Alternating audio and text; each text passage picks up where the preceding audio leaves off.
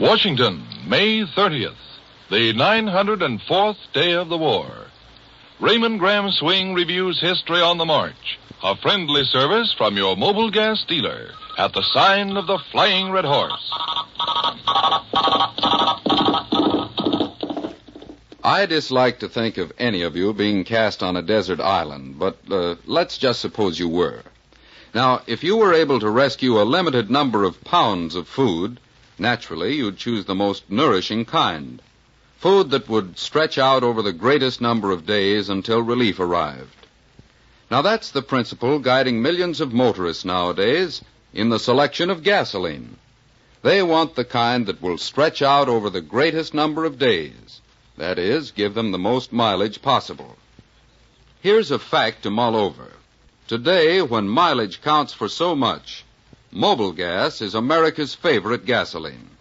I can tell you a lot of other fine things about Mobil gas, but this fact is so significant that if anyone wants mileage, he should drive in at the sign of the Flying Red Horse.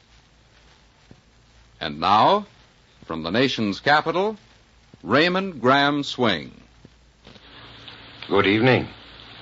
This is Memorial Day at the first American military cemetery established in Britain, in which many American flyers have been buried since it was opened last December. An order of the day from General Eisenhower was read. It serves well as an appropriate text for this day. We of the United Nations, it said, must live and work together without regard to race or nationality, creed or service, uniform or rank. Supported by our homelands, we must fight side by side, relentlessly at sea, on land, and in the air, so that we shall win together a better world, secure and free for all men everywhere. Appropriate to the day, too, was the news that leaders of the great powers are to meet in Washington to discuss the security of the better world to which General Eisenhower referred. Secretary Hull's announcement last night that Britain, the Soviet Union, and China are to be approached, and later members of the United Nations, as to plans for a security system, was followed by prompt action today.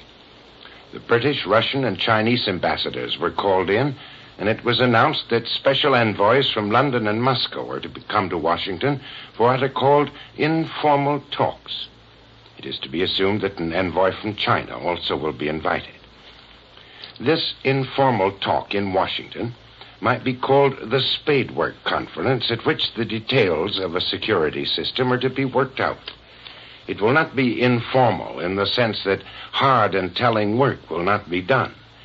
It will prepare the draft of an agreement for which a formal conference will be called, and that one will polish up the final text and end in the flourish of signatures under Klieg lights. It was learned that plans for this next Washington conference were laid at Moscow when the four-power declaration about a post-war organization was drafted. But it was not disclosed today who will be coming to Washington. It is certain that the conference will not be on the foreign secretary level, as was the Moscow conference. However, the spadework is not to be left to the ambassadors already in Washington. Special envoys are to come. And since they will be less than foreign secretaries and more than ambassadors, the range of choice is narrow.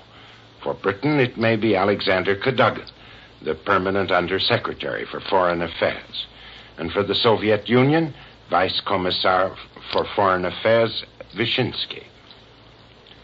An American draft for a post-war organization will be laid before them. They will make counter-proposals.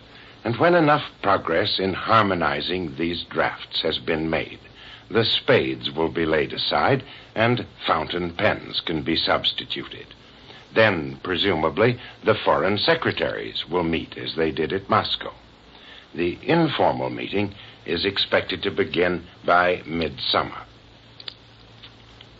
Below Rome, the Germans grimly defended their temporary anchor at Valmontone, and thus gave their lines to the east and south time to pull back.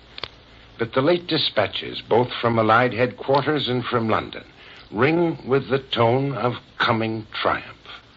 General Clark, at a Memorial Day ceremony, declared that before many days have passed, Rome will be liberated. From Allied headquarters in Naples tonight comes the word of mounting signs that the Germans intend to abandon Rome in an attempt to withdraw intact for a new stand in North Italy. The Nazi divisions southeast of Valmontone are striking off through the hills from the Via Casalina along secondary roads that would carry them well to the east of Rome. American tanks are pressing upon Albano, only 13 miles from Rome, and village after village was taken today.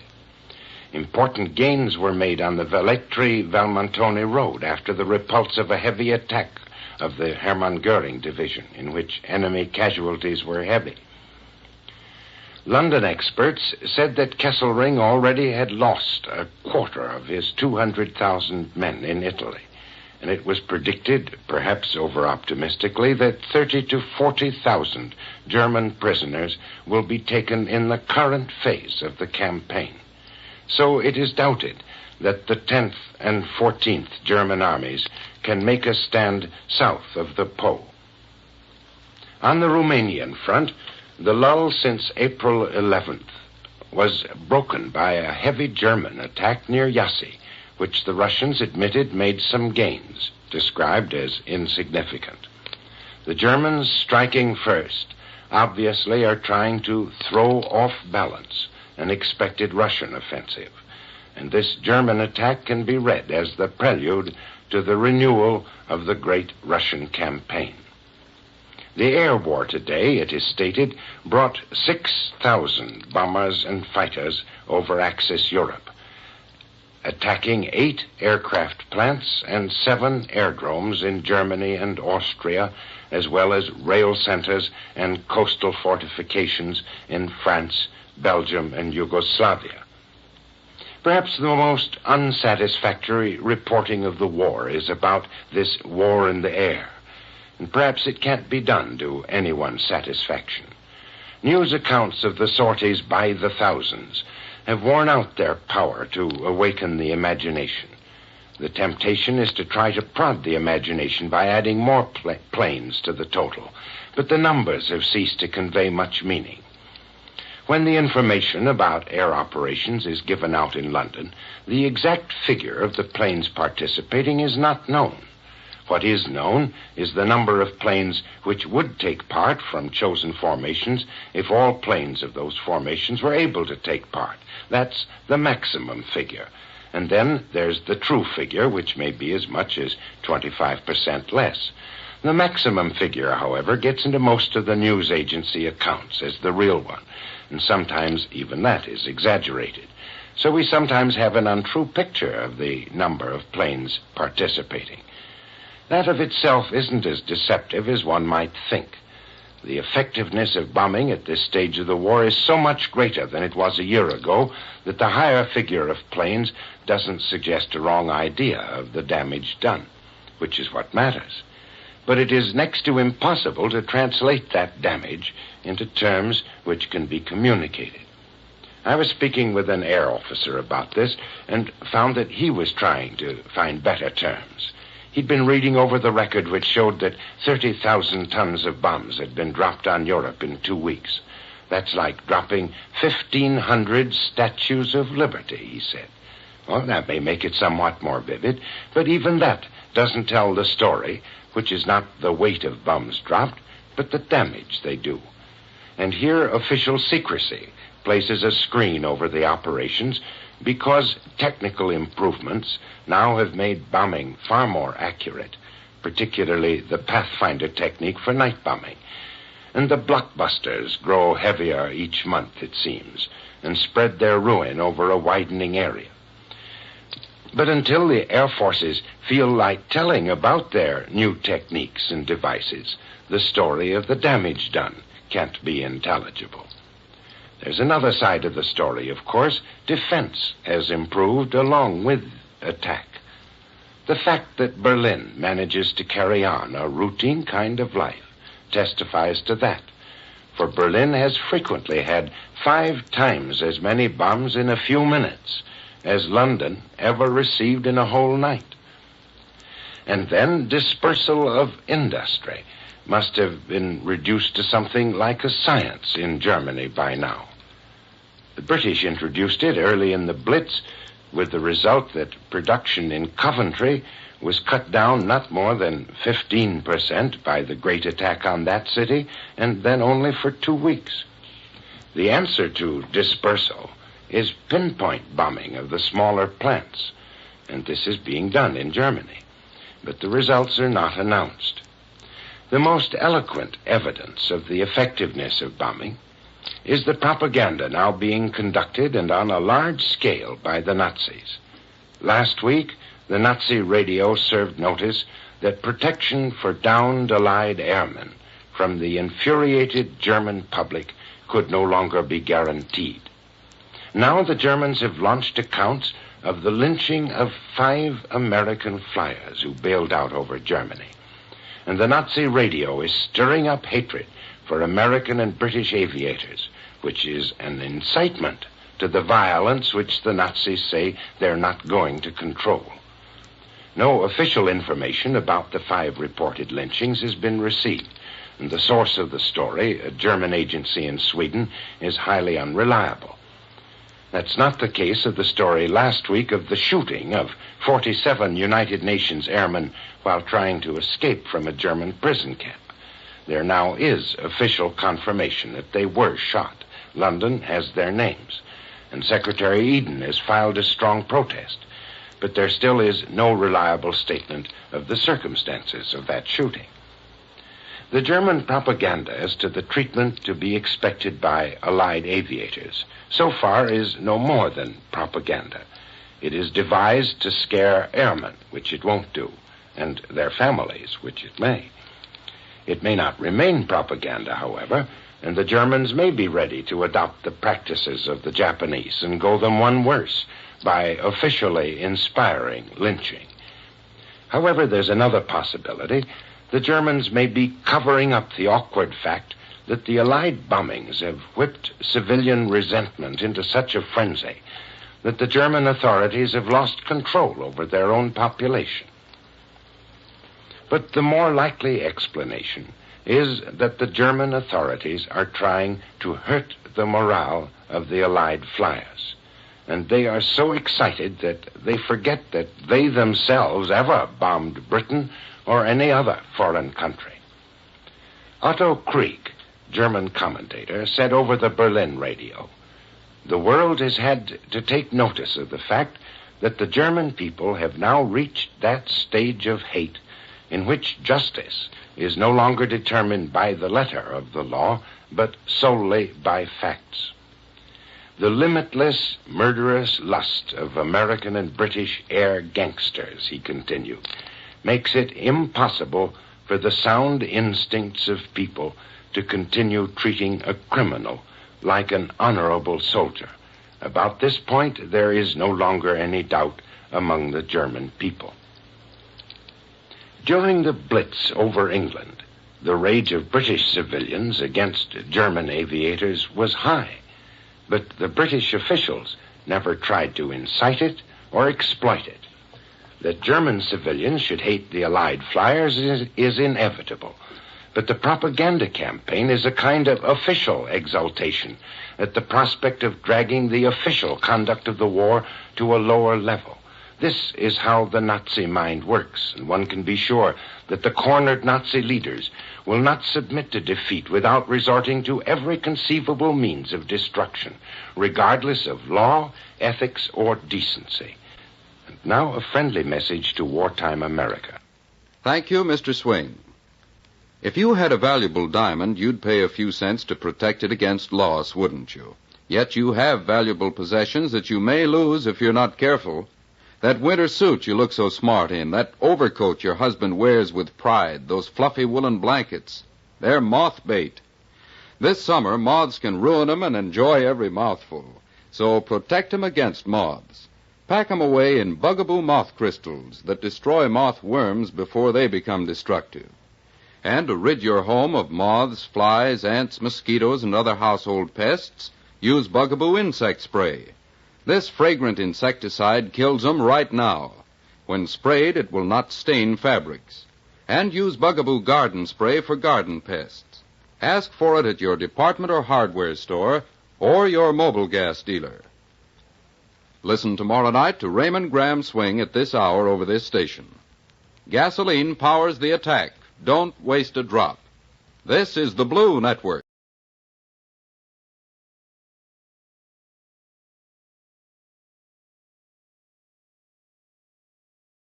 By the rude bridge that arched the flood, their flag to April's breeze unfurled, here once the embattled farmers stood and fired the shot heard round the world. The foe long since in silence slept, alike the conqueror silent sleeps, and time the ruined bridge has swept down the dark stream. You are listening to the voice of Helen Hayes reading the Concord Hymn by Ralph Waldo Emerson, a page from this Sunday's edition of Anthology.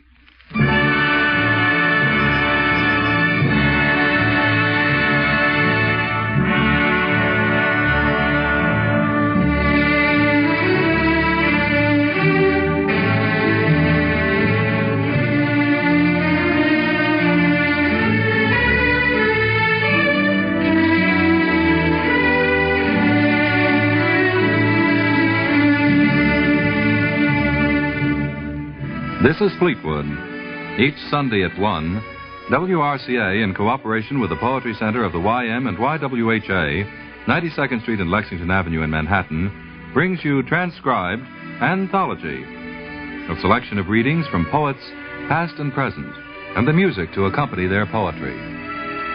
This week, Poetry for Memorial Day, 1955. Our guests, Helen Hayes, Walter Houston, and Claude Rains.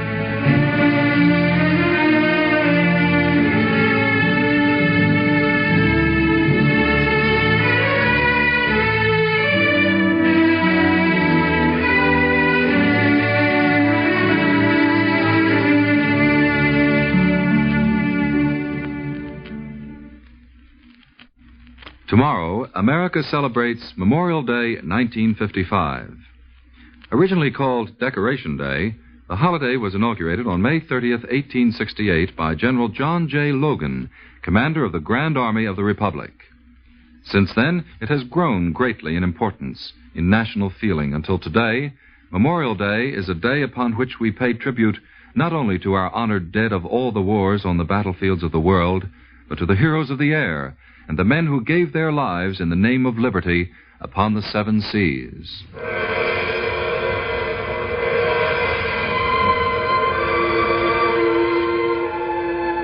Today, on Anthology, we'd like you to listen to a series of poems solemnly dedicated to our common belief that these dead shall not have died in vain, and to the nation for which they gave the last full measure of devotion. Miss Hayes opens our program with a beautiful and touching poem by Ralph Waldo Emerson. Here is the Concord Hymn.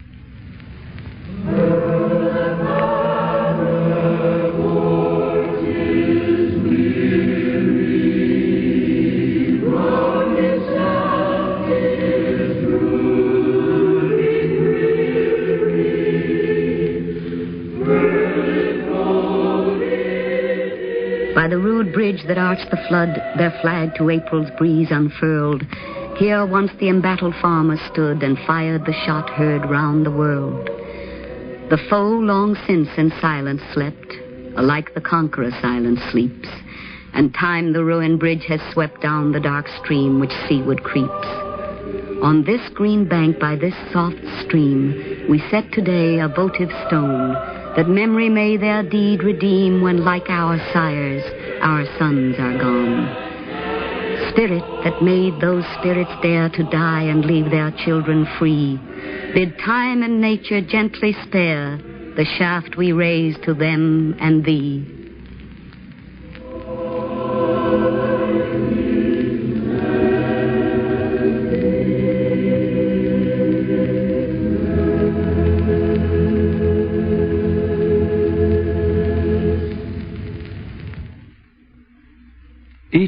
war has given to our nation's anthology of great poetry a poem which seems to stand as a living symbol of that tragic era.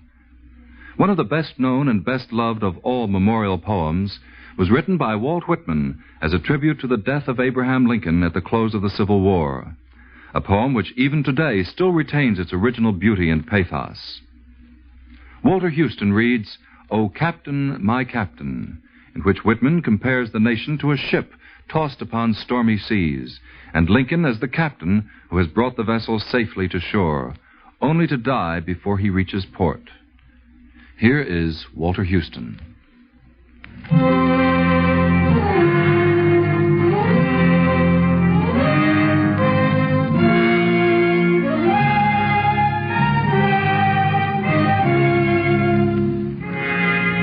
Oh, Captain, my Captain, our fearful trip is done. The ship has weathered every wreck. The prize we sought is won.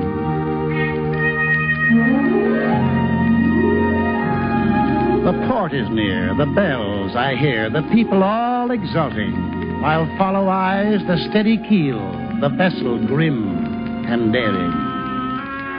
But oh, heart, heart, heart, oh, the bleeding drops of red, where on the deck my captain lies, fallen, cold, and dead. Oh, Captain, my Captain, rise up and hear the bells. Rise up, for you the flag is flung, for you the bugle trills, for you bouquets and ribboned wreaths, for you the shores are crowding. For you they call, the swaying mass, their eager faces turning.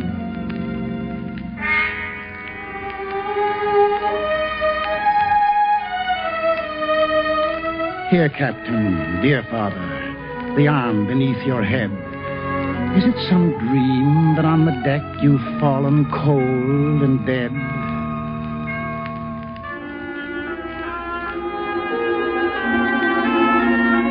Captain does not answer. His lips are pale and still. My father does not feel my arm. He has no pulse nor will.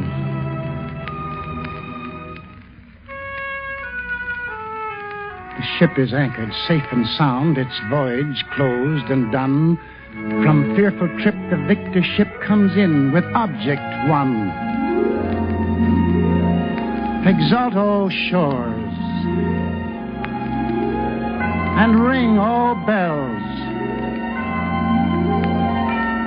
But I, with mournful tread, walk the deck my captain lies, fallen, cold, and dead.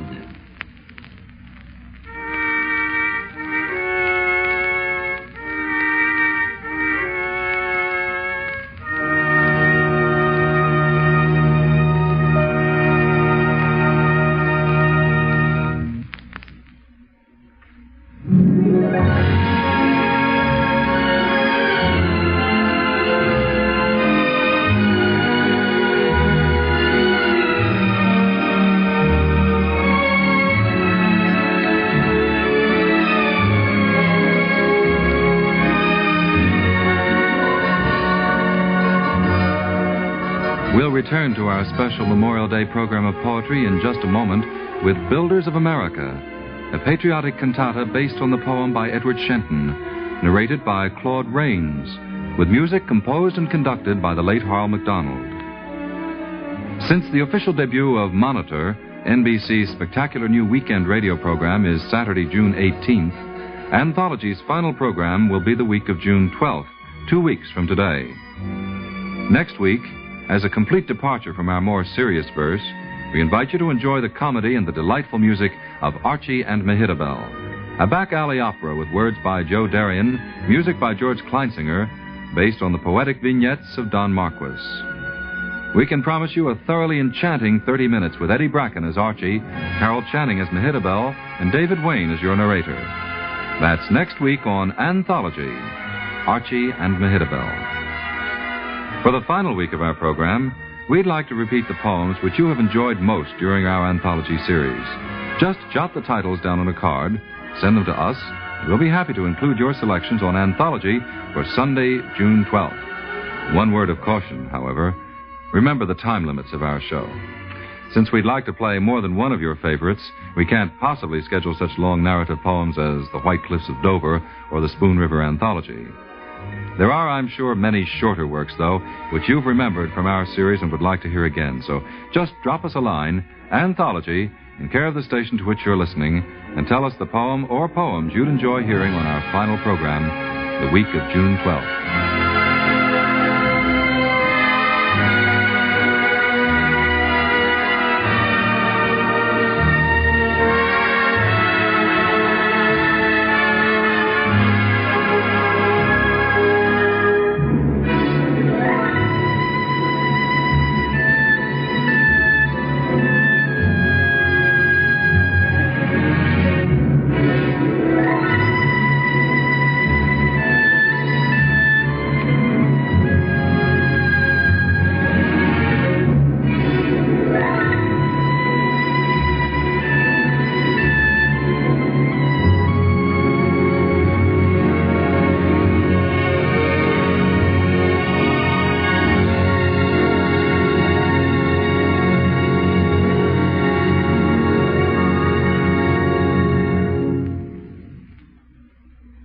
In his cantata, Builders of America, the late Harl MacDonald has created a superb setting for the simple, moving words of George Washington and Abraham Lincoln.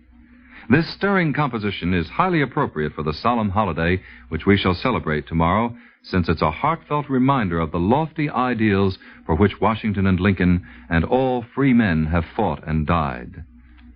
Builders of America was inspired by a poem by Edward Shenton, which originally appeared in the Saturday Evening Post. It was at Mr. MacDonald's suggestion that they collaborated on the cantata. The text was expanded and the narrative added to bring the work to its present form. As the major selection on our Memorial Day program, here is Harl MacDonald's Builders of America, narrated by Mr. Claude Rains, with the late composer conducting the Columbia Chamber Orchestra and Chorus.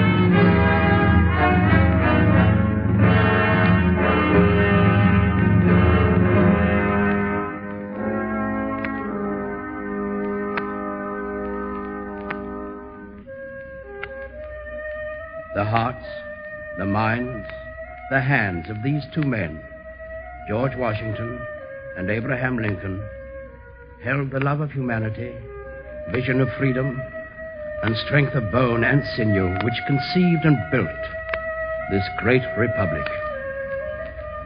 Listen, vast plains and prairies, massive mountain ranges, wide rivers, oceans and inland seas, forests and deserts.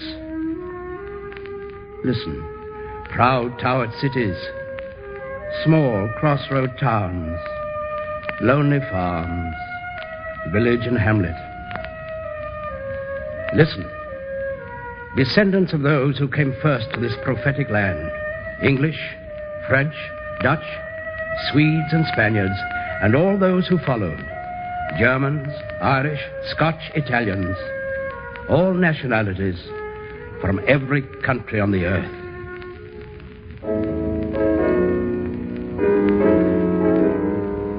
Hear, all you Americans, the words of the man who founded this nation. George Washington said, "Unhappy it is to reflect that the once happy and peaceful plains of America are either to be drenched with blood or inhabited by slaves."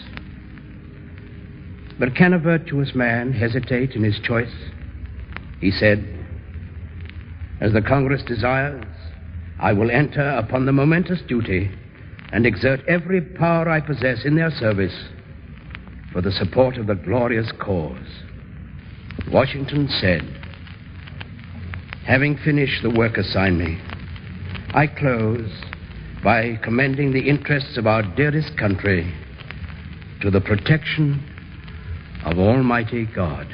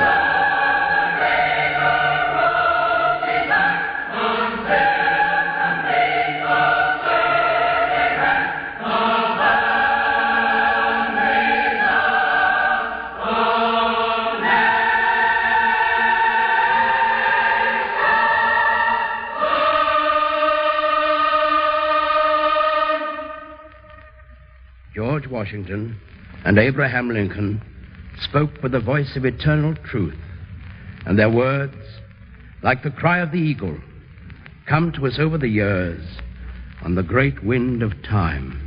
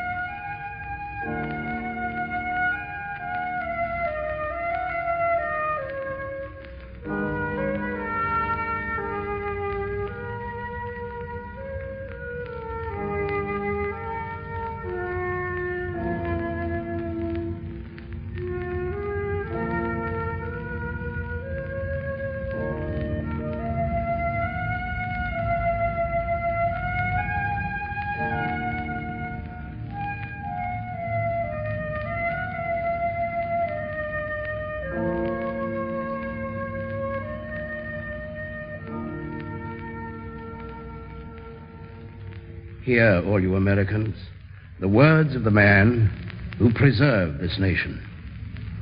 Abraham Lincoln said, "I'm not ashamed to confess that 25 years ago I was a hired laborer mauling rails, at work on a flatboat, just what might happen to any poor man's son.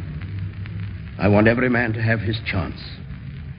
He said, "Let us have faith that right makes might, and in that faith, let us to the end dare to do our duty as we understand it." Abraham Lincoln, President of the United States, said, "I leave you hoping that the lamp of liberty will burn in your bosoms until there shall no longer be a doubt that all men are created equal."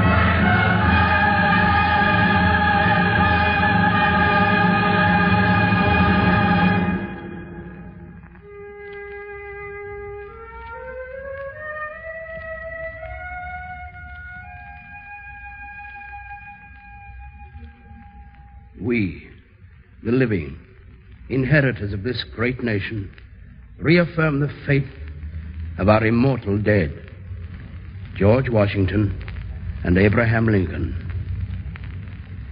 Listen. These are the words of liberty.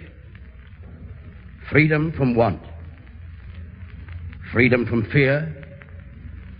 Freedom to worship. Freedom of speech. Spoken for all men, of every race, color, and creed, to the ends of the earth, for all time.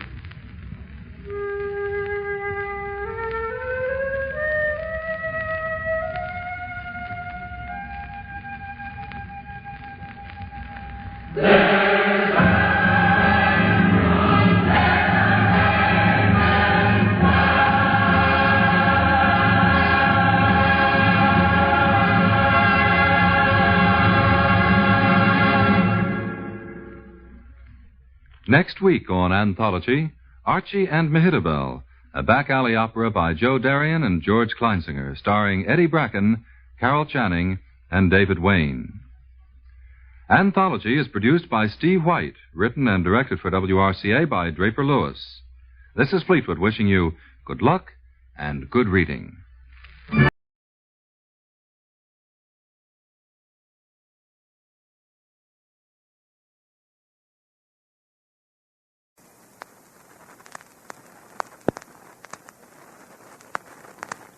Against the Storm.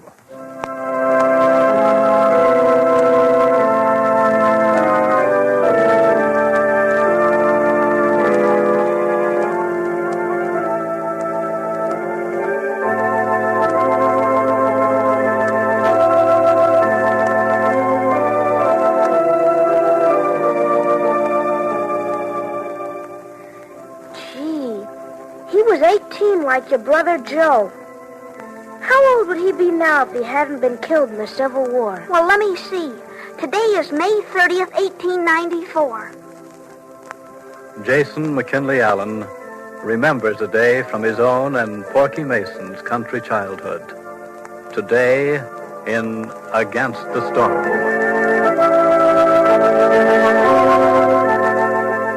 We bring you another chapter of Against the Storm, written by Sandra Michael and presented by the makers of Ivory.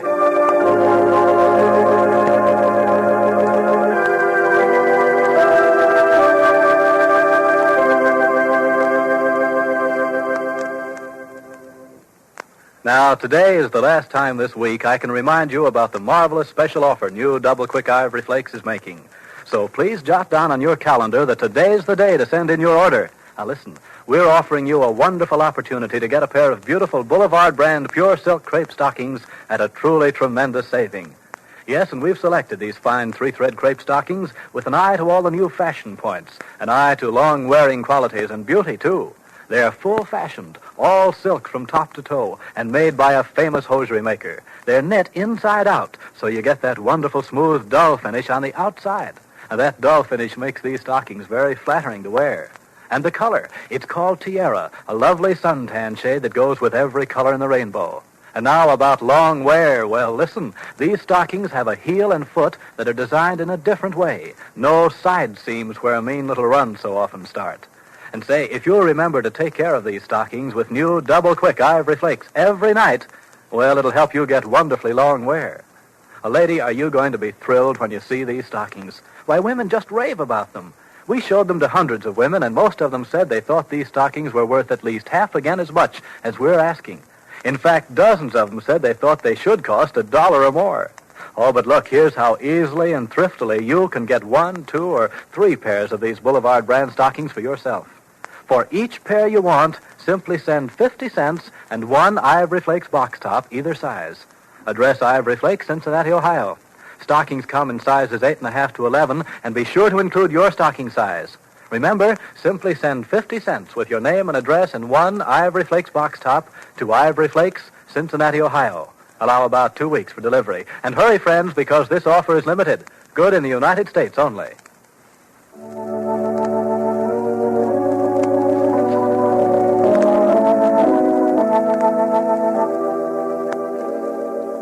Professor Allen is standing on the porch this morning, thinking, or at least feeling, that this is Sunday.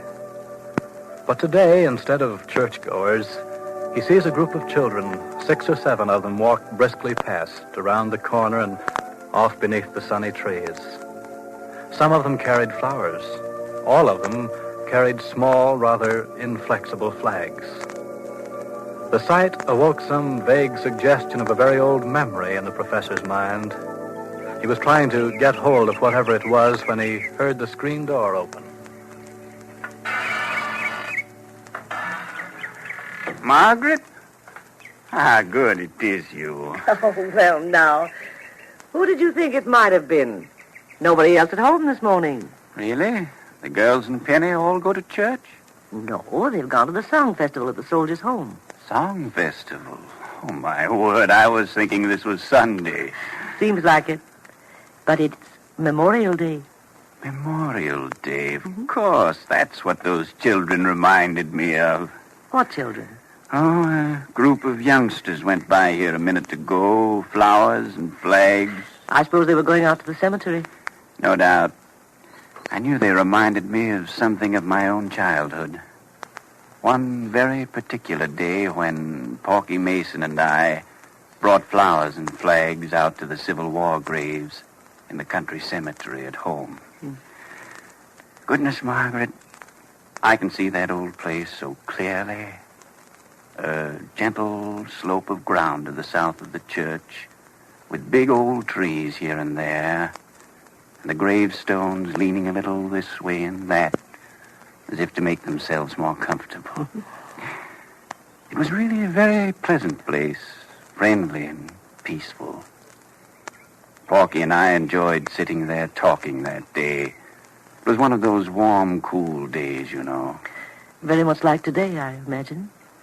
And there were irises in the bouquets and bleeding hearts, and perhaps a few early peonies. There were.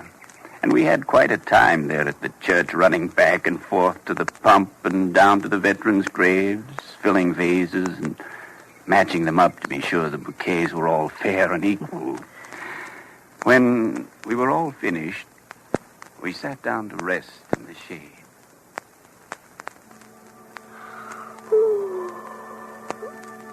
Kind of warm, ain't it? You're kind of fat. I guess that's why you get warm when you work, Porky. Yeah, I guess.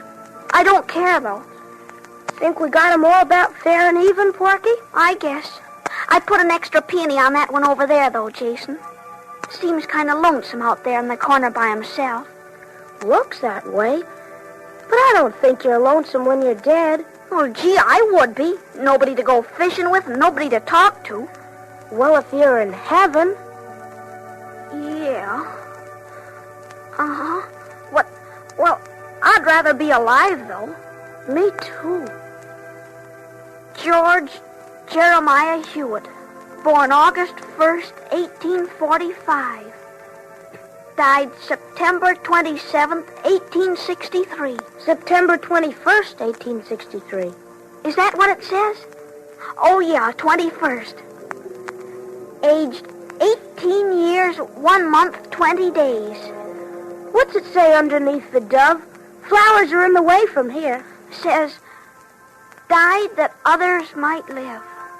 He was a soldier. Well, sure, ain't that why we decorated his grave? Gosh, he was just about as old as your brother Joe, Porky. 18. That's not very old. How old would he be now if he hadn't been killed in the Civil War? Well, 1863 to 1894. How long is that, Jason? Oh, 63 to 93 is 30, and 1 is 31. Gosh. Dead for 31 years. It's a long time. Kind of funny, isn't it? He got killed and some didn't get killed. Like your one grandfather and my uncle's. Grandpa's 2 brothers got killed. I know it. I'm glad Grandpa wasn't killed. I'm glad there aren't going to be any wars anymore. Pa says there always will be. Of course there won't. Don't do any good to kill people, Porky. And it's a sin, too. Can you imagine shooting anybody? Course not. Why should I shoot anybody? You have to in a war. Grandpa shot a man at the Battle of Atlanta. He wakes up sometimes at night, crying. Your Grandpa Mason? That swears? Sure. He cries because he has a dream about the man he shot. The man wasn't dead right away, and Grandpa gave him a drink of water from a stream, and the man smiled and said thanks. When Grandpa remembers that, he cries. You know what my father says? What? He says, instead of people going out in armies and killing each other to see who wins, they ought to get up teams and play baseball to see who wins. Your father's a good joker. I like him. But he wasn't joking. He means it. He says it doesn't prove you're better than somebody else if you can beat them playing baseball. But it doesn't prove anything if you can beat them killing people either. And playing baseball, at least nobody gets killed. Well, if you get to be a senator or the president of the United States, you can put up a law like that, Jason. I'm not going to be president. Maybe you are, though. Not me. I'm going to run a livery stable and get myself a team of the fastest grays you ever saw in your life. Oh, golly, how sleepy aren't you, Jason? I think we both fell asleep, sitting there beside the grave of George Jeremiah Hewitt. Aged 18 years. Died that others might live. Oh, Jason. And your beloved friend, Porky? Poor old Porky. He got his livery stable all right and turned it into a garage eventually. And in 1917, he died in France. That democracy might live. Did he have any children? Porky? Yes, boy. I suppose he must be 26, 27 years old. What would you say now if Porky could tell you over again, there'll always be war? I'd say what I said then, with more conviction, Margaret. It's just as absurd to say that wars have to be as it would have been to say we'll always burn witches at the stake. Heaven knows we still do our share of a different kind of witch burning, but we do less of that than we used to, too. It may be that man's fellow feeling has been slower to develop than his mechanical and scientific skill, but we're learning. I hope we are, Jason. Be sure of it. A new world, a younger world should come. A younger world. That's what we need, isn't it? The honest vision of childhood. The same kind of unspoiled vision you and Porky had, looking at the follies of the world from a country graveyard. Sitting among the young dead, who never should have died as they did. Oh, Jason. Then, perhaps someday that inscription really will come true, in a sad, paradoxical, roundabout way. They died that others might live.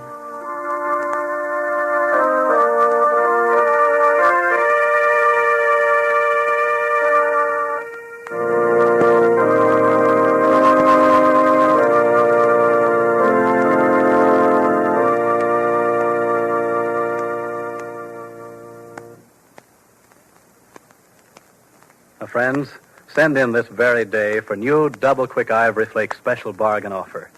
We offer you one pair or several pairs of beautiful Boulevard brand crepe silk stockings at a marvelous saving. These stockings are pure silk from top to toe.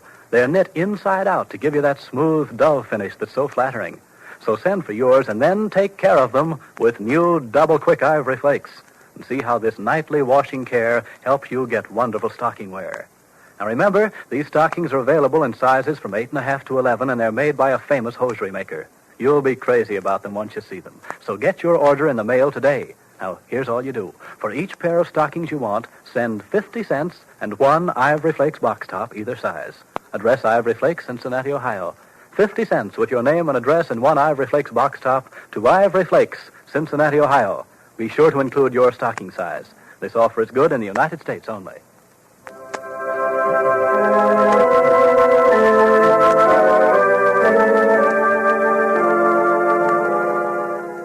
Monday, Peter Alden, the young subject of all of Christie's and Philip's discussions, appears to his real father, but in an unusual dream.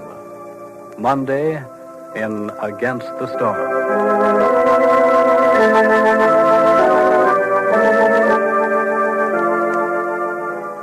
This is Richard Stark, wishing you a pleasant weekend for Procter & Gamble, the makers of Ivory. 99 and 44 100% pure.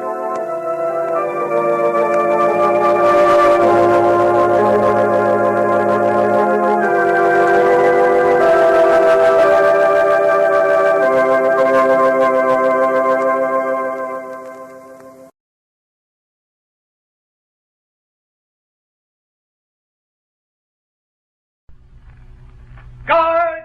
Up! Hey! Hey! Hey there! Up! They're burying an American soldier, fallen in the cause of freedom. I am the resurrection and the life, saith the Lord. He that believeth in me, though he were dead, yet shall he live. And whosoever liveth and believeth in me shall never die. Arm for volley of fire! Up! Ready! And fire! Unto Almighty God, we commend the soul of our brother departed, and we commit his body to the ground. Earth to earth, ashes to ashes, dust to dust, in sure and certain hope of the resurrection.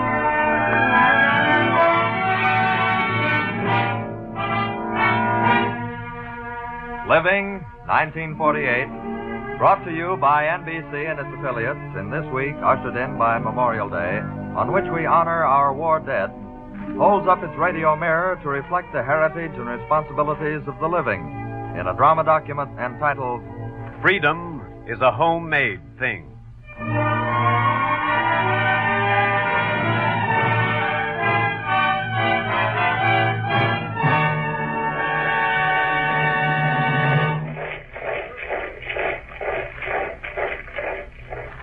Your narrator, Ben Grauer.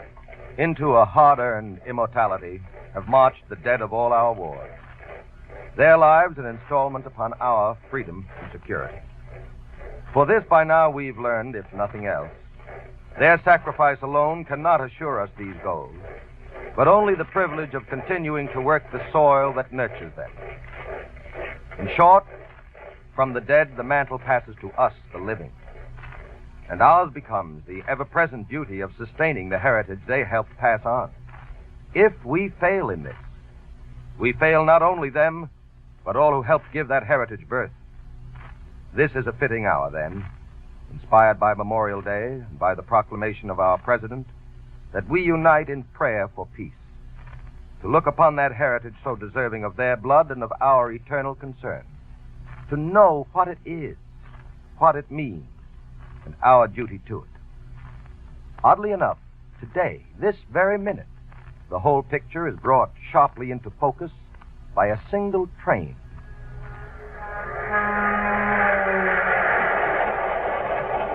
Listen as we tell you about it.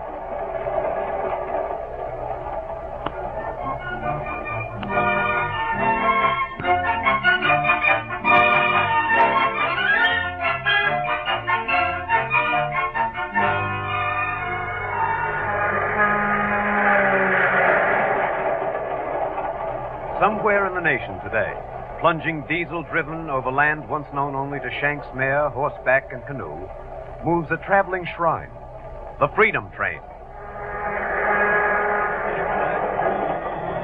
Freedom train a-comin', comin', comin', it's that Freedom freedom train a-comin', comin', comin'. It's that freedom train a-comin', comin', comin'. Get on board, oh, get on board.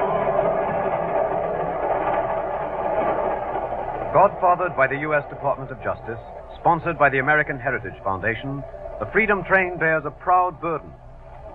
100 documents, more precious than any earth-mined treasure, beginning as we begin with Columbus and pausing with the Charter of the United Nations, to mark, as never has been marked before, man's struggle to wrest from destiny the right to walk the earth with dignity. As this freedom train, in these grave days in the wake of war, stops, as it will, in all the states there are, millions of you will march through its 3 exhibit cars and marvel at what you see. And that is good. But remember, here is not a circus to be received with huzzas and then forgotten, but a lesson, an inspiration, in 3 cars and 100 documents. It has saved a many a thousand. It has saved a many a thousand. It has saved a many a thousand. Get on board, oh, get on board. And so, as we join the freedom train on its journey over the face of this land built with the ideals and practices of democracy, let us discover how some of us, in unnumbered, small, but important ways, are inculcating our youth with the independent spirit, with self-reliance, vision, courage. Northward roars the freedom train from Philadelphia, past newly planted fields not so long ago consecrated by the blood, bones, and flesh of men who fought for freedom. And as it rolls, the wheels seem to chant for all to hear the list of documents they bear. A letter from Columbus, the Magna Carta, the Pennsylvania Charter, the Declaration of the 9 Colonies. Through New Jersey, boasting Forge and Trenton, rumbles the freedom train, until at last it comes into sight of skyscrapers that would have astonished the most visionful pilgrim, and roars into the nation's most teeming city.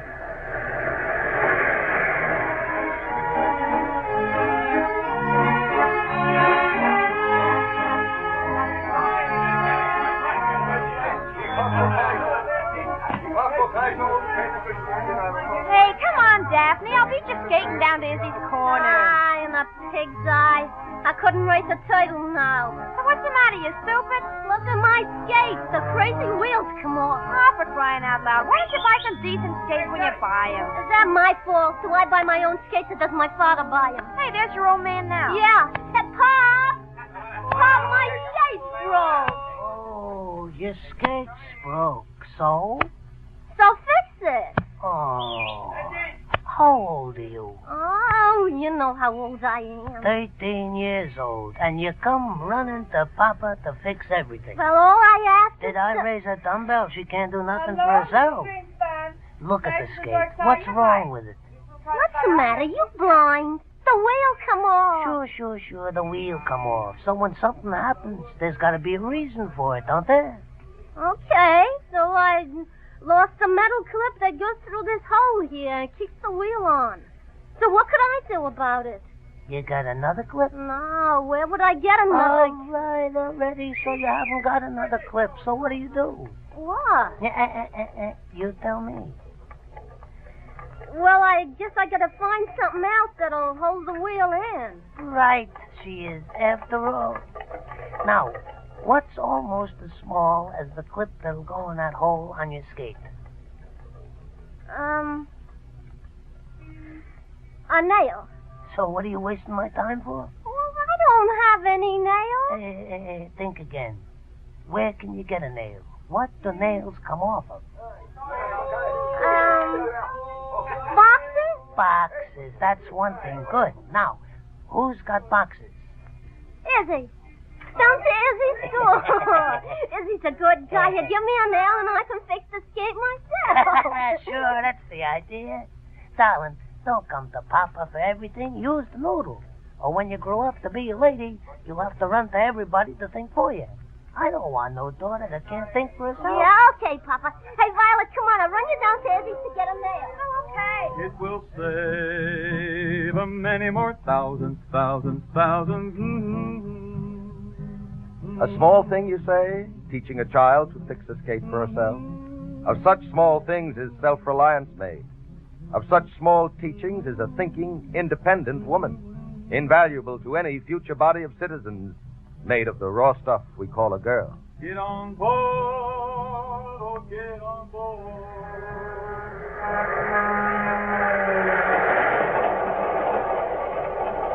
Into New England now, alive with the green of a new spring, plunges the Freedom Train, carrying to the land of those who gave them birth the mementos of democracy. Paul Revere's commission as official messenger to the Committee of Safety. The Mayflower Compact. The Bay Psalm Book. The Crisis by Tom Paine. This, then, is New England. So, Father, I've decided not to study law. Not to study law? That's right, Father. I know you're not going to like it, but I'm going on to do what I want to do. But, Jonathan... I'm going west and study radiobiology. Never heard of it. Won't hear of it. Now, Samuel, give Jonathan a chance to... Young man, every male in this family for the last 3 generations has gone to Harvard, studied law, and taken his place in the firm. Do you mean to tell me... I do, Father. Now, Samuel... Please, dear, I'll attend to this. Doesn't a tradition that has been sustained for 50 years mean anything to you? Well, not when it interferes with something that means more. Oh, Jonathan doesn't mean to be disrespectful, dear. It's just Mother's right, Dad. There's nothing wrong with law or your firm. How generous of you. It's just that, well, I don't want any part of anything my heart isn't in. I see. What do you suppose your great-grandfather Silas would say to that? He'd probably say, go to it. Grandfather Silas? Well, why not? If you'll remember, Grandfather Silas's father wanted him to be a sea captain like he was. Who told you that? You did. Oh. Well, I wish I hadn't. Grandfather Silas wouldn't have any part of it. He didn't want to be the 5th generation to go to sea. He wanted to be the 1st generation to study law.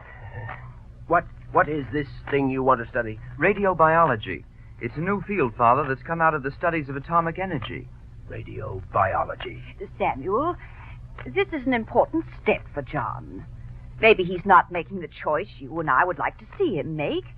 But I think, don't you, dear, that he has a right to decide on how he wants to spend his life, regardless of how you or all the other Willards decided to spend yours. Well, Father? Well, imagine having a radiobiologist in the family. It has carried us to freedom. Freedom of thought. Freedom of action. Freedom to challenge even tradition itself and put it to the test. Only by instilling such qualities in our children can democracy grow in this world of living values. Get on board, oh, get on board.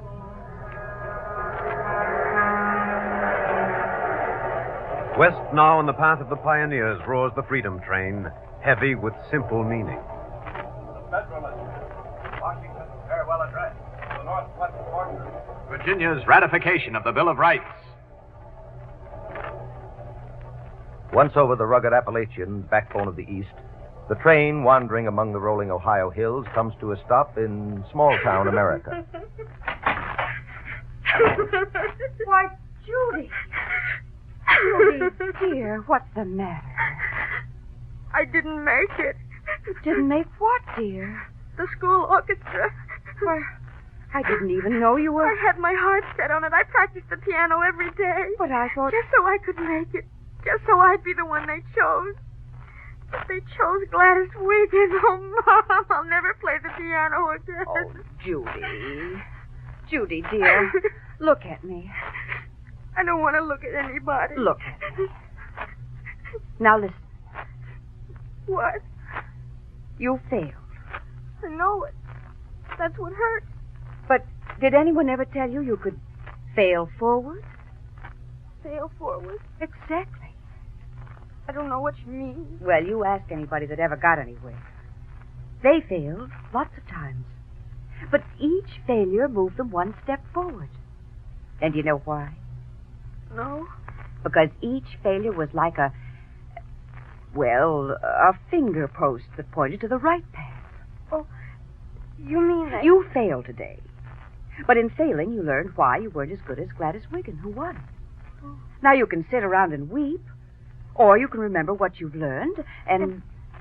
And you can fail forward. Yes, dear. As someone said, the only time you don't fail is the last time you try something and it comes out all right. Well, where are you going? Oh, gosh, I got some time before dinner. I think I'll practice a little bit. That's a good girl.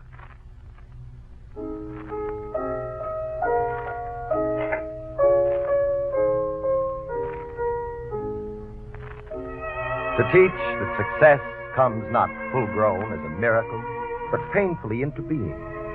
Here is a lesson upon which sound futures are built. For only upon sturdy wings can democracy soar.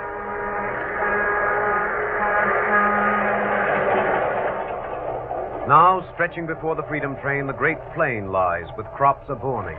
Corn, wheat, oats, barley, fattening hogs, solemn cattle, and farmhouses where once stood houses of log, born of the very papers aboard the speeding shrine. Washington's letter entitled, "To Bigotry No Sanction." Laurens' attack on slavery. The 19th Amendment extending the right of suffrage to women. Yes, here too the freedom train brings again the spirit of Washington, Jefferson, Lincoln, and Lee. To the men who husband our soil.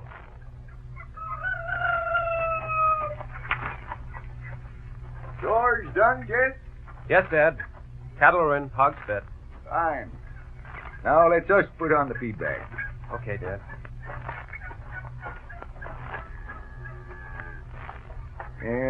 What's bothering you, son? Anything wrong? Oh, it's just that, well, I've been thinking, Dad. Well, there's no law against that. I don't want to stay with you on the farm. What's that? I want to get me a hold of a harvester and go south.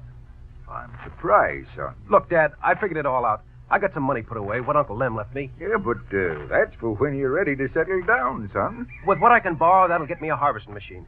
I can hitch it to our Jeep, if you let me borrow it, and follow the harvest. By the end of the summer, I'll bet I can make what I paid for it twice over. Yeah, but look here. Do that a couple of summers, and I'll have all the money I need to go to agricultural school. Then what? Then I'm going into it in a big way. Have my own farm, but also 5 or 6 harvesters and the whole crew, and Go on. No, I guess I'm just dreaming, Dad. You'll need me here next summer.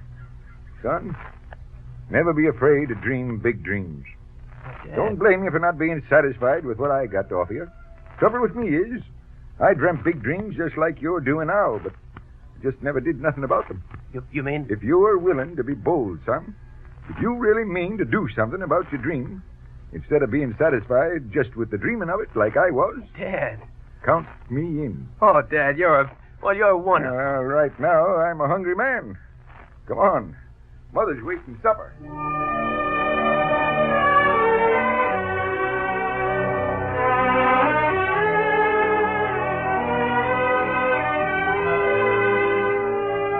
To dream big.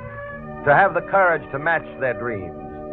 If we raise children like these, then truly we've raised men to match our mountains.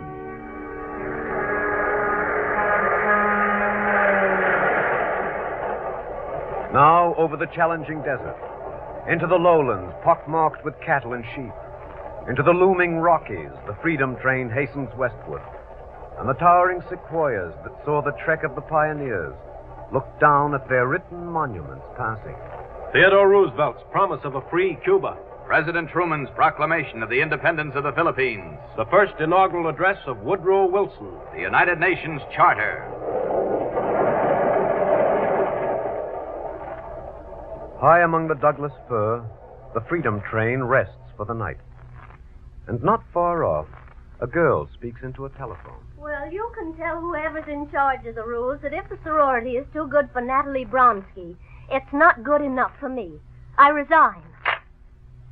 Well, what's going on here? I just resigned from the sorority. What? They wouldn't let me put up my girlfriend Natalie's name for membership. How come? Oh, 'cause her family wasn't born here, probably. That's the real reason. What reason did they give you? Some rule, they said, is in the charter about you have to come from a family with standing in the community. Oh, I'm disappointed in you, Mary. But, Daddy, you wouldn't want me to belong to a group like that, would you? Oh, I'm proud of the way you feel, but I'm not proud of the way you acted. What do you mean? Why, you just quit. That's what you did. I never did go for a quitter.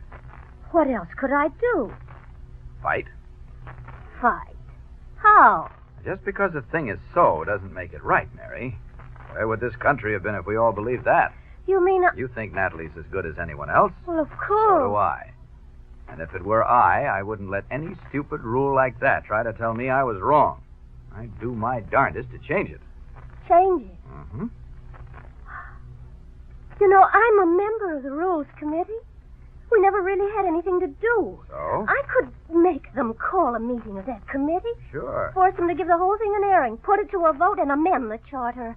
I'll show them. Sure you will. Just because a thing is so doesn't make it right. Now you're talking like my daughter.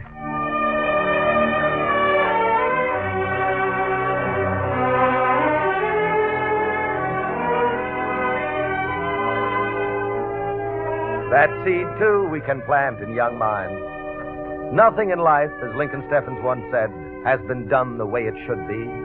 The whole world is full of things to do over. Only with such planting can America reap an unlimited harvest. Was that I see yonder coming? Onward flies the freedom train, on and on, bearing foremost among others one simple message. That a continent spanned is not enough. That a nation born of freedom can only grow if the spirit of freedom is the prime heritage of its future. Get on board, oh, get on board.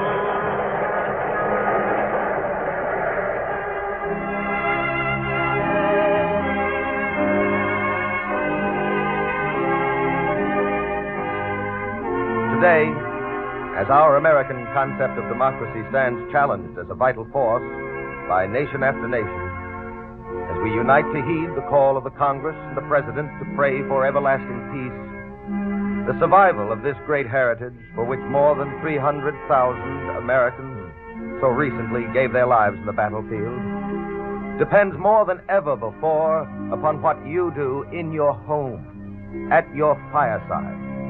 Do not only to keep alive the spirit of our hallowed documents yourself, but to plant the seeds of freedom in your children. Plant ideas like think for yourself. Plant a will unafraid to challenge and to test tradition. Plant personal courage.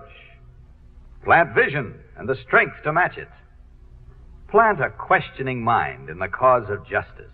For freedom doesn't really reside in documents, nor is guaranteed alone by those who die to sustain them. Rather, it lives in those who apply them. Indeed, freedom is everybody's job.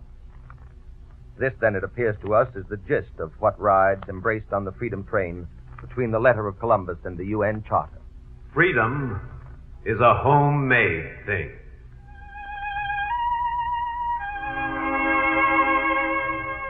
Yes, freedom is a homemade thing. Through our everlasting awareness of this single fact, our dead will live forever. It's that freedom train a-comin'. It's that freedom train a-comin'. It's that freedom train a-comin'. Get on board that freedom train.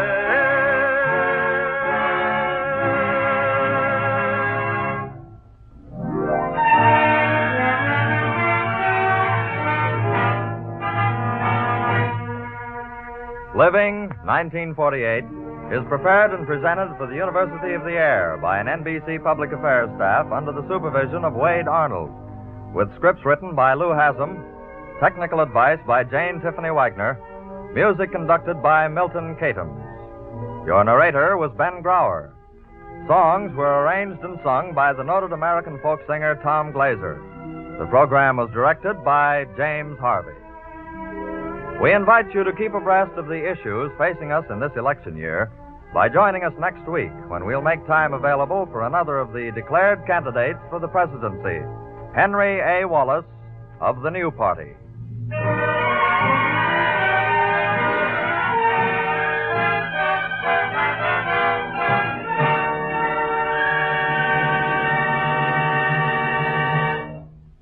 This program came to you from our studios in Radio City, New York. Robert Warren speaking. This is NBC, the National Broadcasting Company. Kraft presents The Great Gildersleeve.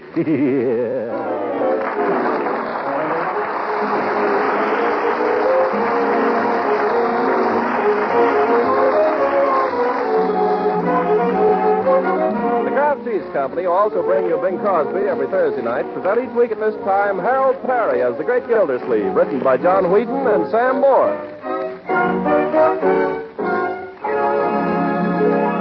We'll hear from The Great Gildersleeve in just a moment. But first, do the men in your family think flavor is the most important virtue of the food you serve? Well, you homemakers know that nutrition is equally important. And that's why Parquet, the quality margarine made by Kraft, is so popular with so many American families. For Parquet margarine is a wonderful red ration stamp value in both flavor and nutrition. It requires just 5 red ration points a pound, and it has a delicate, appetizing flavor that really satisfies. As a spread for bread and a seasoning for hot-cooked vegetables, I think you'll agree that Parquet flavor is just about tops. Cakes and cookies taste better when made with Parquet margarine, too, because it's a real flavor shortening, and you like it for pan frying because it doesn't spatter or stick to the pan. What's more, Parquet is highly nutritious. In fact, it's one of the best energy foods you can serve, and it's a reliable year-round source of vitamin A.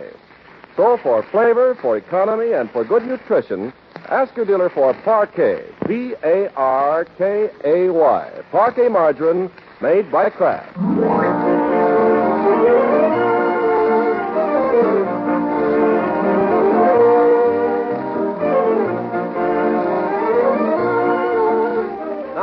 To Summerfield and the Great Gildersleeve. It's the last day of May, just 4 weeks before his wedding day, and Gildersleeve is a busy, busy man. This morning, while others make preparations for the Memorial Day exercises, the great man is in his study, straightening out his affairs and clearing the decks for matrimony. So we find him now with pen in hand, laboring over the composition of a mighty document. I, Throckmorton P. Gildersleeve, being of sound mind and body, do hereby devise and bequeath...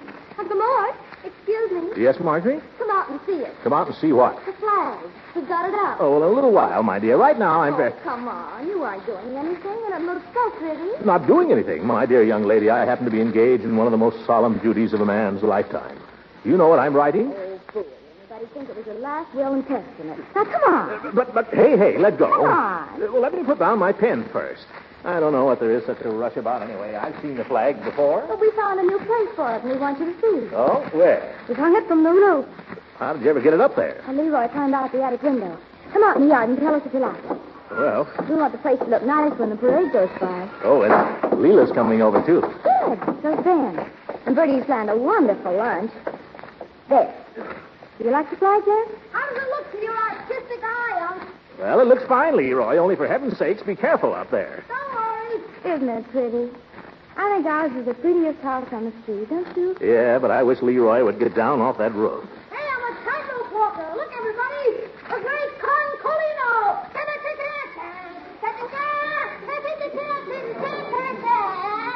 Leroy! Leroy, get off of that railing. Oh, I can't look. Young man, you get in off that roof before I come up there after you. Are you kidding? Leroy, you heard me. Okay, I'll be right down. Yeah, that's what I'm afraid of. Be careful now, my boy. That crazy kid. Honestly, what comes over, boy? I don't know. It's a wonder to me he's lived as long as he has. Oh, that reminds me. I got to get back to work. Hey, call me when it's time for the parade. Oh, we won't be along for an hour yet. Parades, tightrope walkers, more interruptions. People just left me alone till I get this will finished.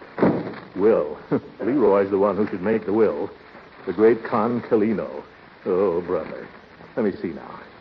I, Throckmorton P. Gildersleeve, being of sound mind and body, do hereby devise and bequeath to my lawfully wedded wife, no, to my dearly beloved wife, my dearly beloved wife.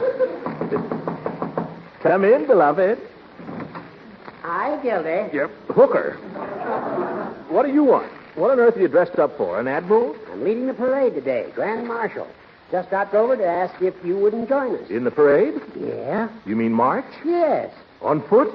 Well, I suppose you could go on your hands and knees. Oh, no, Judge. I'm not much on marching. My feet. You've got to, Gildy. All the younger men are gone this year, and we want them to have a nice turnout. Well, I guess I can certainly keep up with you, you old goat. I'll tell you, I'll do it on one condition. What's that? If you'll help me with my will. You're drawing up a will? Sure. Got a little start on it right here. Let's see it. I, Throckmorton P. Gildersleeve, being of sound mind and body. Gildy, mind if I ask a question? What? What makes you think you're of sound mind? Huh? And look at that body. Never mind the priceless wit, Hooker. You don't want to help me, don't. Now, Gildy, I should be delighted to draw up your will for you at any other time. Right now, I've got to get down to City Hall. How about this afternoon? Well, all right, then. See you down at the parade. Oh, Gildy, there's one thing that just occurred to me. Yes? On second thought, you might prefer to have another attorney handle your will for you. Why, Judge? Well, I don't like to bring this up, but we're old friends, aren't we, Gildy? Yes, we are. We've been through a lot together, haven't we? Yes, we've been through all that before, too. What's on your mind? You may not be aware of this, but under the law, it is illegal for persons witnessing or drawing up a will to be beneficiaries. I merely mentioned this. Why? Well, we're such old friends, and we've been through so much together. I just thought if you should want to leave me some slight remembrance. Judge, I'm going to leave you a lock of my hair.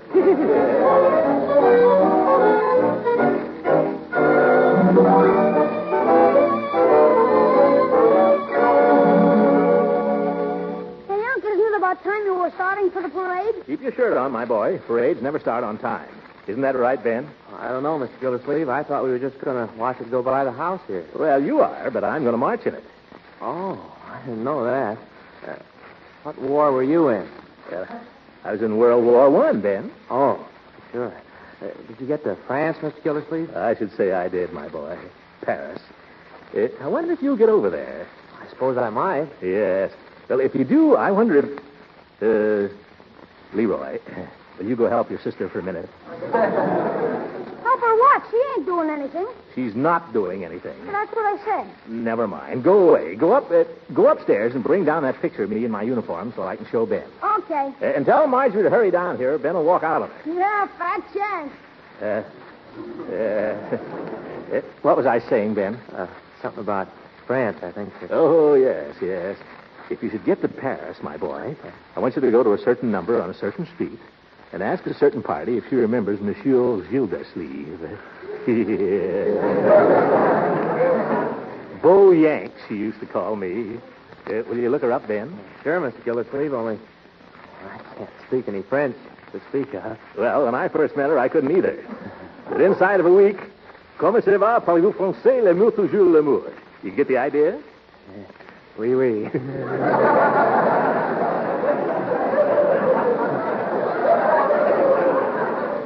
Oh, she was a lovely creature, Ben. And her mother. Oh, boy, how she could cook. I think you'll like her, Ben. Oh, sure. She's a blonde, just 28 years old in 1918. Let me see. That would make her 53. It's not possible. Oh, my goodness, how time flies. Here's a picture, Unc. The boy commando in person. I don't care to see it now, Leroy. 53. Poor Mimi. I can't believe it. Oh, gosh, Unc, what's the matter? Nothing. Go help Marjorie. For Pete's sake, aren't you through talking about Paris? Leroy, you're getting too fresh. Well, that's Mrs. Ransom. We have a little signal. In here, Leela. Hello, everybody. Good morning, sweetheart. I think the flag out in front looks just beautiful. Leela, I've got a surprise for you. I'm going to march in the parade. Why, Throckmorton, how exciting. Would you you like to see his picture in uniform, Mrs. Ransom? Leroy, give me that. Oh, now, Throckmorton, I want to see it. Oh, why, you were cute in your uniform. Cute? Wasn't he, Ben? Well, just let it go, my boy. Well, I don't understand the insignia on your uniform, Throckmorton. Beauregard used to have Leachy on the shoulder. Leach? Oh, well, I didn't go into the Army at the top. I went in as a private and won my promotion the hard way. How'd you come out, Unc? Corporal.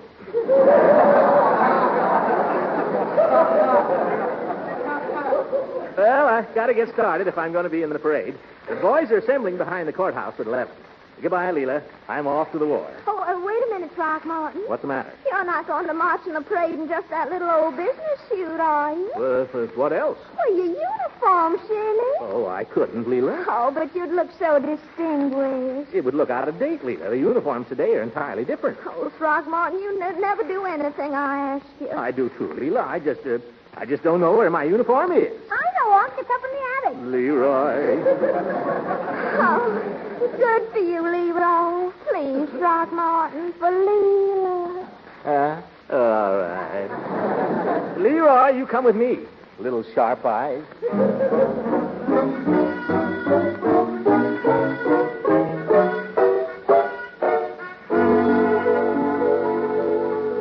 Well, which trunk is it in, Leroy? This one over here, Unc. That one? I haven't got the key to that. I guess we'll just have to let the uniform go. Don't worry, Unc. It's open. Mothballs. Come on, Leroy. Fish it out of there. I haven't got all day. Here's the pants. Gosh, they look a little small, Unc. Yeah, well, this stuff shrinks, you know. Yeah? Yeah. Besides, mothballs will shrink anything, Leroy. Well, I don't find any puttees in here. Maybe we just better let the pants go. Okay, here's the coat. Blouse, Leroy, blouse. Oh, blouse. Funny how it looks as if the mothballs cut that down, too. What did I tell you? Well, I think maybe I can get into it, though. Here, hold my coat. Okay. Probably be a little tight, but it'll sort of give a military effect. See? I got it on. Yeah. Yeah, but can you button it? Oh, of course. You ought to remember that when I was in France, I weighed several pounds less than I do today. Are you kidding? By George, it feels good to get back in the old uniform. Come on, Leroy, let's show the ladies.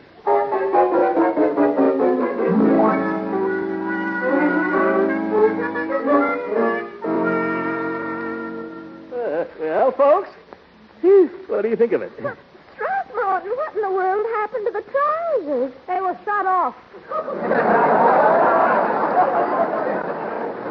Leroy, quiet. No puttees, Leela.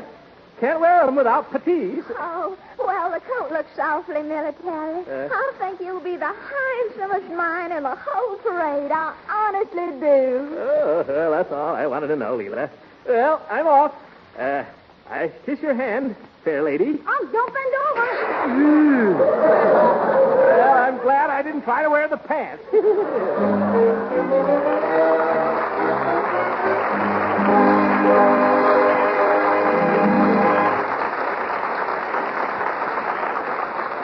The great Gildersleeve will be with us again in a few seconds.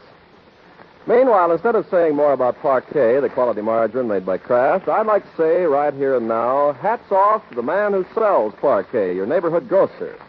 If point rationing is causing you occasional headaches, remember that rationing is a major problem for your grocer hundreds of times each day. In fact, he deserves real credit if his disposition isn't tattered and worn, what with getting to work so early in the morning to arrange his stocks for you and working far into the night every night to sort his stamps and plan his ordering. He has endless records and reports to fill out, too. Yes, your food dealer is an important workman on the home front, and he merits the help and the cooperation of all of us. You see, most of the foods he buys and sells are rationed to him, too. He has to budget his ration stamps in order to buy many of the things you buy from him. So why not help yourself and help him at the same time by planning family menus several days in advance and by shopping early in the week and early in the day? Your friend the grocer will appreciate it.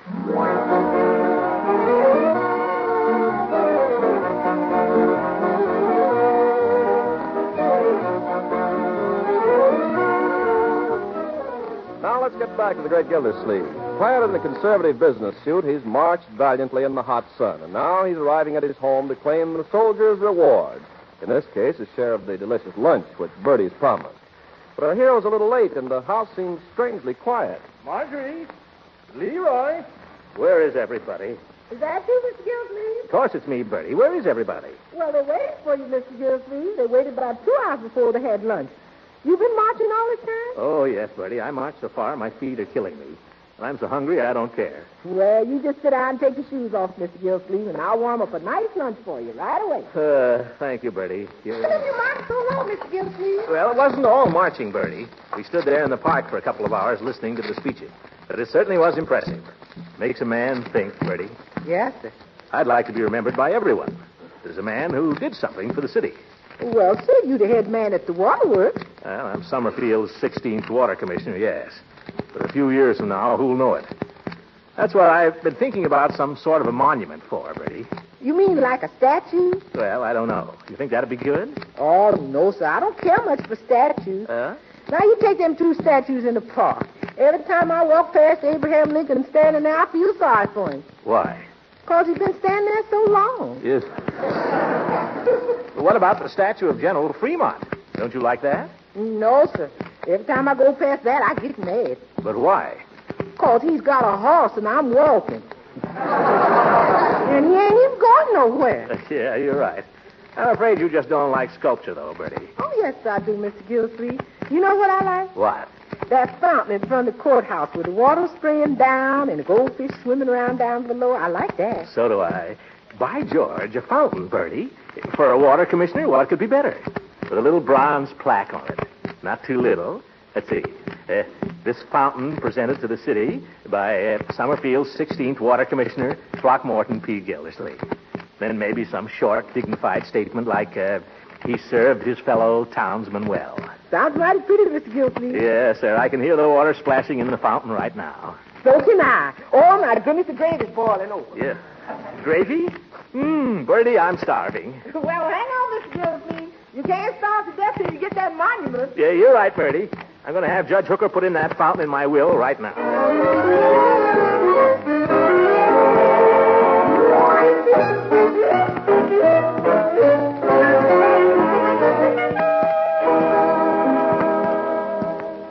Throckmorton, let me ask you something.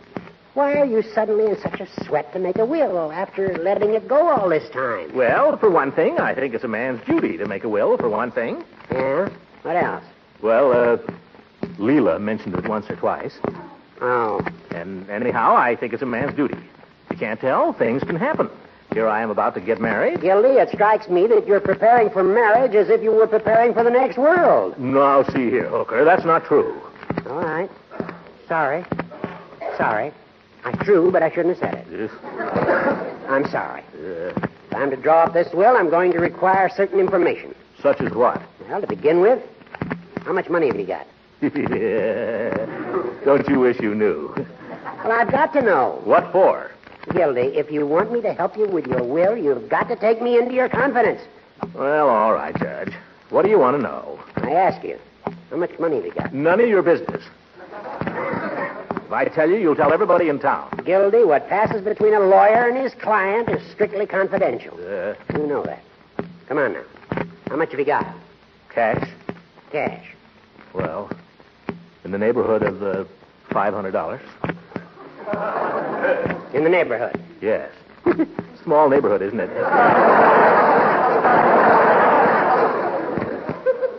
It's all right, Gildy. We're neighbors. Oh, you too? I'd be lucky if I could put my hands on $300 right now. Well, to be perfectly frank with you, Judge, I've got just $275. And that's not counting the bills that'll be pouring in tomorrow. Isn't it terrible? Terrible, the way things are. A man's lucky if he can stay out of jail. Now, let's see. He insured me. Now, what about the rest? What about Leela? Of course, she has her own money. Yes. I'll tell you what I thought, Horace. I thought it'd be nice to endow a small memorial. A memorial? Yeah, a fountain, perhaps. A memorial fountain. Memorial to what? Well, to the two of us. Me being water commissioner, I think a fountain would be kind of appropriate, don't you? You know, with water coming out. Throckmorton, may I ask what you propose to endow this fountain with? Well, with my residuary estate. With the $275. Don't you think you could buy a fountain for that? Wouldn't be any Niagara. I think you'd be lucky to get a bird bath. Oh. You do, huh? Well, you know, Judge, you may think you're joking, but a bird bath isn't such a bad idea. Oh, now, Gildy. I mean it. I've always been fond of birds. Birds like me, too. They come right up to me sometimes. And Leela's crazy about birds. She's got a little bitty wren that's building a nest in her front porch right now. Every morning she goes out and peeks at it. Yes, sir, man could do worse than have the birds remember him. Birds are man's truest friend. I thought dogs were man's truest friend. I'm not building any dog bath. Horace, how soon could you get this will drawn up? Well, that shouldn't take much time. Of course, we need witnesses. I guess I'd get my secretary for one. Oh, and Peavy. Peavy, do it. I know he's open this afternoon because Leroy's working for him. Do you think you could get it ready? What's the rush? Well, I'd just like to have it, Judge. I'm going over to Leela's tonight, and I'd sort of like to surprise her with it. You'd surprise her, all right.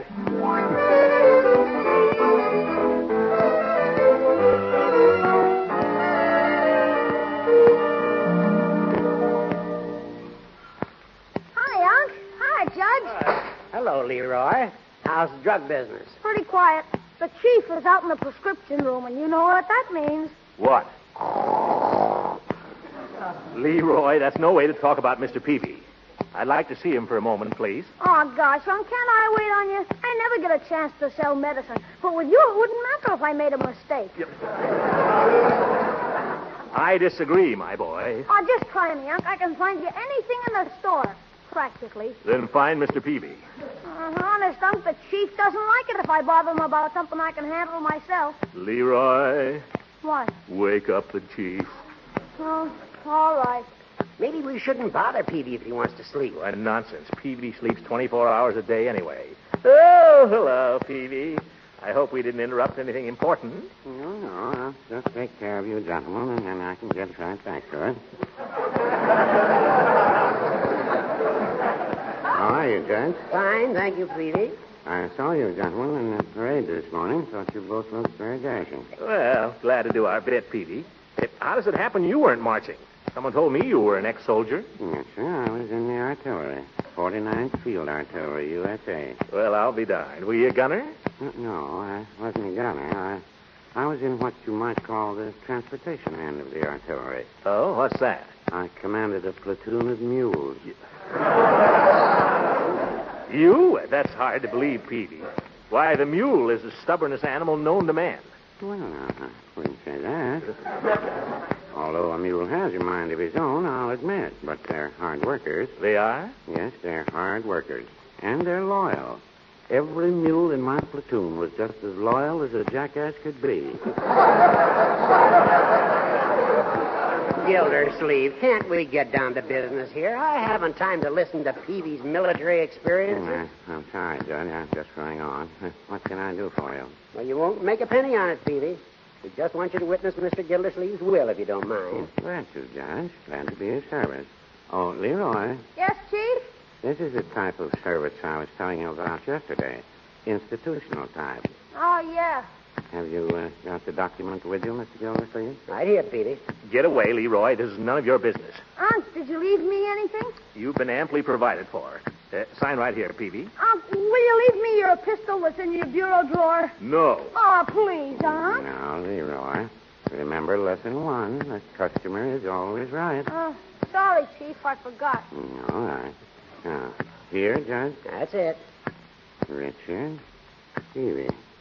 There you are, Mr. Gildersleeve, and I hope your will gives you the same lasting satisfaction as mine has given me. Well, I hope so, too.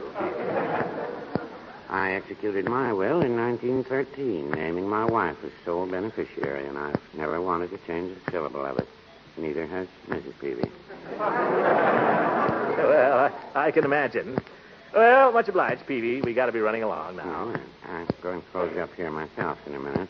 Leroy, you want to go along now with your uncle? Are you sure you can spare me? I think so. All right, I'll see you tomorrow. Good night, Chief. Good night, little beaver.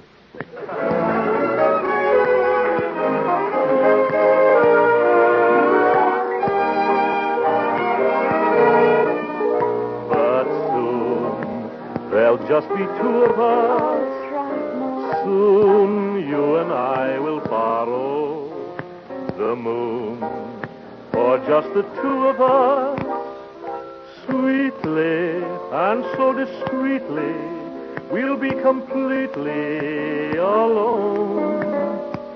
No other world, only our own. Now we must be contented with schemes about the two of us. Yes, we can have our sweet scented dreams that will come true of us. For presently and pleasantly, our hearts will be in tune. So soon, maybe not tomorrow, Leela, but soon. Leela. Yes, Throckmorton. I made my will today, Leela. Oh, did you, darling? How nice. Yeah, have it right here in my pocket. Leela, you know something? What, darling? Guess who's in my will? Oh, I couldn't. Go on, Leela. Guess, will you? I couldn't possibly.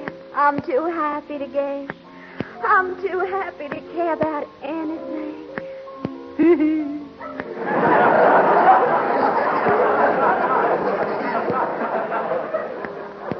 Well, then I'll tell you, darling. Yes, you tell me. You know that little bird that has a nest in your porch? You know the one that sings under your window every morning? Oh, Dickie Bird. I call him Dickie Bird. Yeah, Dickie Bird.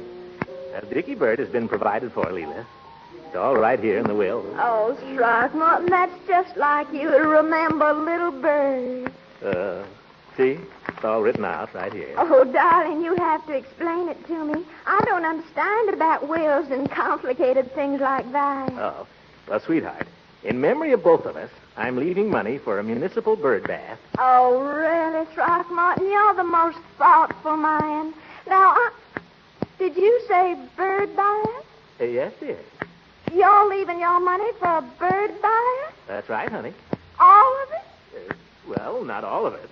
All that's left after taking care of the children. You mean to stand there and tell me you've made a bird your residuary legatee? Leela, I thought you didn't know anything about wills. Well, I wasn't married to a lawyer 7 years for nothing. But, sweetheart, I thought you liked birds. I do, Throckmorton, but you're nothing but a cuckoo.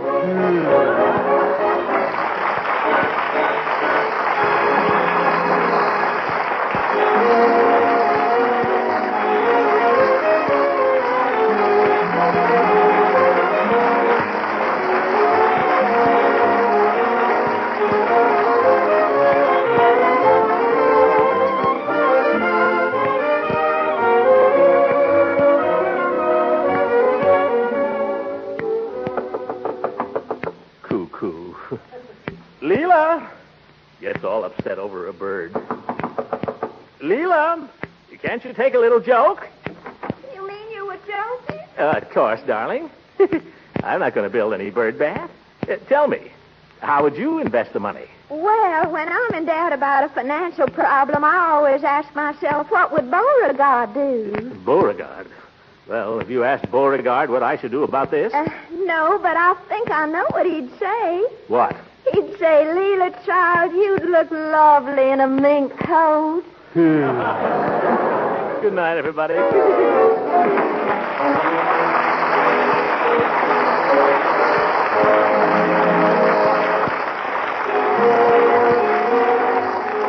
Music heard on this program was under the direction of Claude Sweeten. This is Ken Carpenter speaking for the Kraft Cheese Company, inviting you to listen in again next Sunday for the further adventures of the Great Gildersleeve. You women are looking for extender recipes these days and all kinds of ways to make the less plentiful foods go further. Well, do you know about the product called Kraft Dinner? All by itself, a package of Kraft Dinner gives you a swell macaroni and cheese main dish fat. Enough macaroni and cheese for 4 people. And for it, you put out just one single red ration point.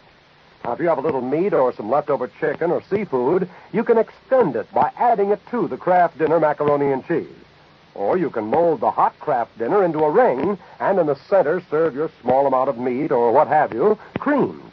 Each package of Kraft Dinner holds a quick cooking macaroni and some Kraft grated to put cheese flavor through and through the fluffy macaroni in a jiffy. Get some soon so that you can cook a macaroni and cheese dish in 7 minutes or use it as an extender of less plentiful food. Remember, it's Kraft Dinner. This program has reached you from Hollywood. This is the National Broadcasting Company.